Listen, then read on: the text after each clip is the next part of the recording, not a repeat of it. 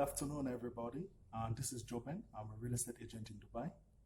And today I just want to do a continuation of the previous video I did, which talked about riding the short-term rental wave, right? So if you decided you want to ride the short-term rental wave and then you are looking to get into this bandwagon, today I want to take the time to discuss about some of the legal considerations for short-term rentals. Now, the first thing you have to know is that short-term rentals is a big business in Dubai, of course, and a platform like Airbnb are not only legal, but have been approved by the Dubai authorities, even UAE authorities in general, since 2016. And as of now, I know that Dubai and Ras Al Khaimah are on full-fledged on Airbnb. So if you have properties in any of these regions, you can ride the short-term rental wave without any problem. The first thing you have to know in terms of legal compliance with short-term rentals is that you have to be registered. You have to be registered with the Dubai Department of Tourism and Commerce Marketing. They are the people who are in charge for maintaining or for implementing these short-term rental policies. So you have to comply with them if you want to ride this wave. First thing you have to do, say you have a property and then you want to list it, and you want to use it or list it as a short-term rental. The first thing you have to do is you have to go to the Dubai Department of Tourism and Commerce Marketing website, which is short form for DTCM.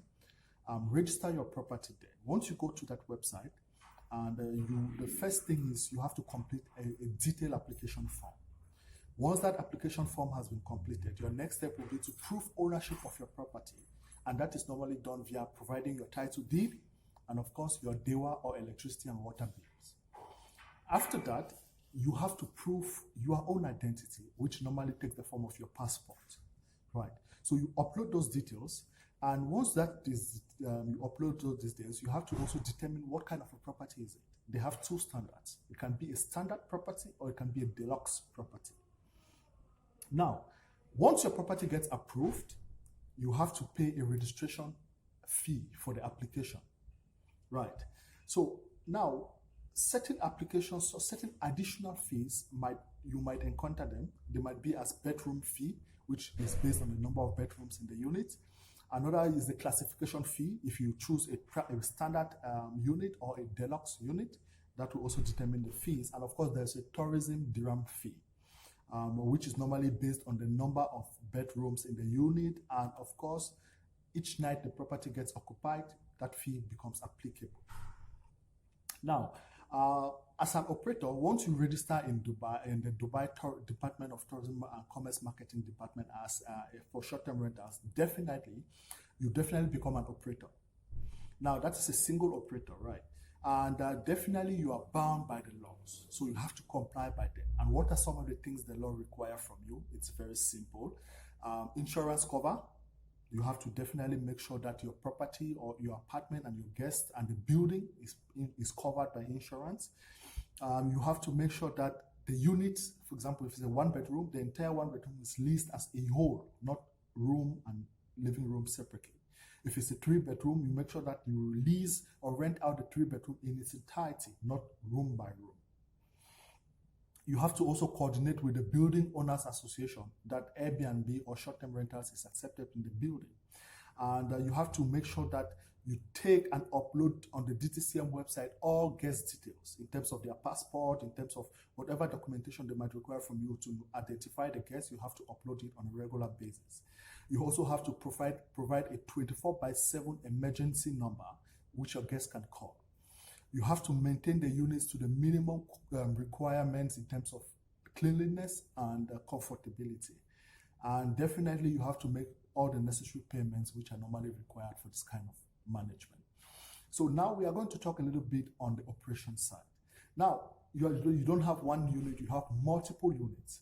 So you can definitely register your property to manage multiple units, but for that you have to be a corporate and licensed operator.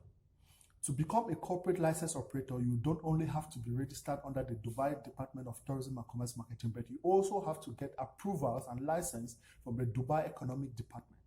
Right. The full is the Dubai Department of Economic Development. you also have to get a license from them. That will then, both licenses will make you become a corporate license operator. And for that, you can now handle large quantities of units from 2 and above. Now, why become a corporate license operator for short-term rentals is, number one, these people are experienced in the business. They know the business, they have hotel management knowledge, they have short-term lettings knowledge, they have real estate knowledge, and definitely they can optimize revenue for you. Another option is they have the personnel and they have the resources to furnish the unit for you and make it very, very comfortable for the guest. And they have also the resources to handle all the logistics which might be required in terms of check-ins and check-out and cleanliness of the apartment and marketing. And they can upload guest info and do all this documentation requirement in a very effective manner. And definitely, they will charge you a percentage of the income for the job they are doing. So I hope this information is very helpful for you. I hope it is something which can provide more value for your investment in terms of real estate in Dubai. And if you need more information, definitely reach out to me. My contact is always available. Thank you very much for watching.